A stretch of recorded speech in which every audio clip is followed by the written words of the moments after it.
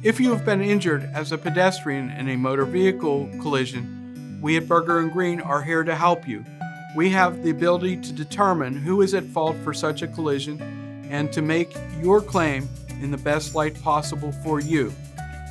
These cases can sometimes be a little bit complex, but we are well aware of all of the law and the factors that go into these types of collisions and which form the basis of a recovery for someone who has been struck by a negligent motorist.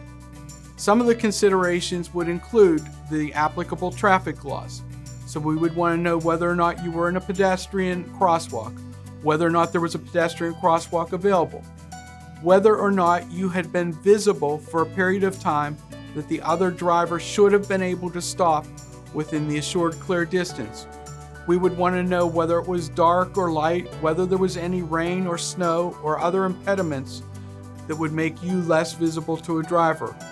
We would also take into consideration the driver's actual negligence in how they operate the motor vehicle itself. For example, was the motorist speeding? Was the motorist not paying attention? Was the motorist on a cell phone? Was the motorist involved in looking at GPS or other devices? We would also very much take an interest in whether or not the motorist that struck you had been drinking or was intoxicated or impaired in any way.